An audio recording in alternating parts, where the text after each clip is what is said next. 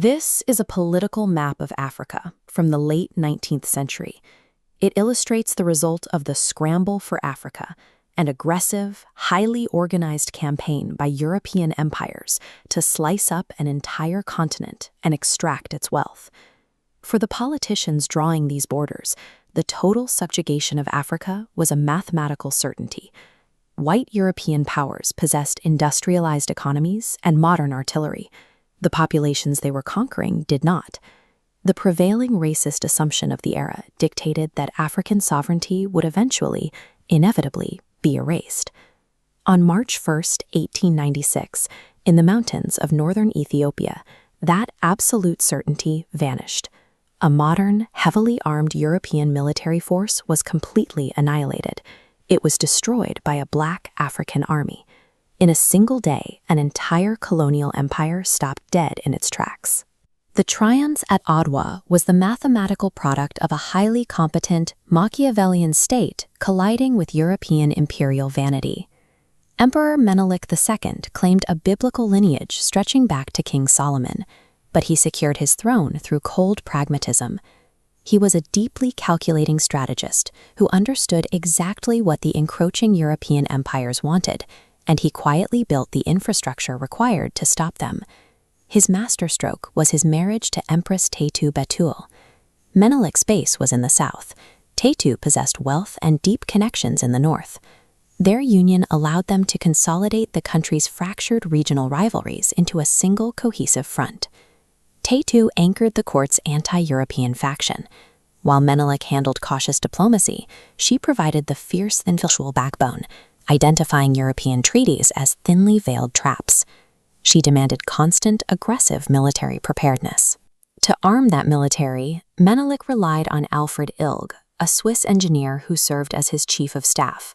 Officially, Ilg built water conduits and roads, but quietly he operated as an international arms dealer, securing massive stockpiles of modern European rifles and artillery for the Ethiopian forces. Menelik and Ilg also waged a sophisticated public relations war. They minted Ethiopian coins, printed stamps to project sovereignty, and fed stories to the press. They actively rebranded Ethiopia as a dignified Christian peer state, positioning it as Africa's Switzerland. While foreign diplomats continued to view the continent as primitive and easily divided, Menelik and Tetu had quietly engineered a unified, heavily armed, and politically modern state. Across the Mediterranean, Italy's motivations were disconnected from reality. Taking an African colony offered no real economic advantage or valuable raw materials. The campaign was driven almost entirely by politicians in Rome, desperate to mimic the imperial grandeur of Britain and Belgium. The military execution reflected that lack of seriousness. Italian troops shipped out on rusting, listing passenger vessels, sharing their transport ships with magicians, tightrope walkers, and depressed circus bears. Upon arriving at the Red Sea port of Massawa, the Italian soldiers settled into a comfortable occupation.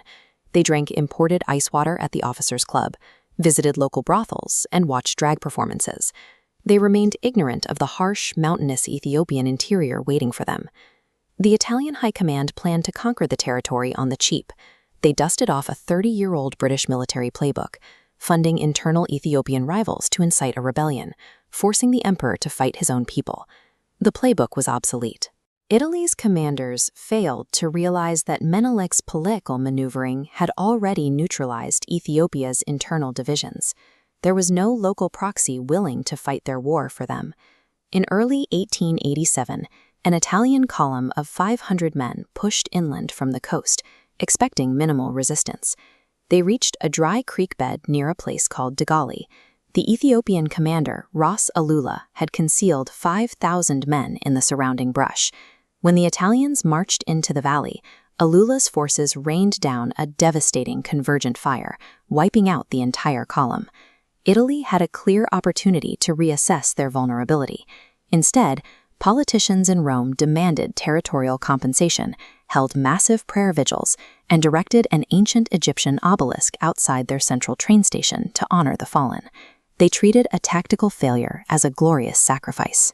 This inability to learn from the facts on the ground locked Italy onto an inescapable path toward a full-scale war. When the two armies finally met at Adwa, the outcome was decisive. Menelik deployed a massive, unified, and heavily armed force that surrounded and crushed the overextended, uncoordinated Italian brigades. The scale of the disaster immediately collapsed the Italian government. Prime Minister Francesco Crispi was forced from office, ending his political career. On the ground in Africa, the world witnessed a profound racial role reversal.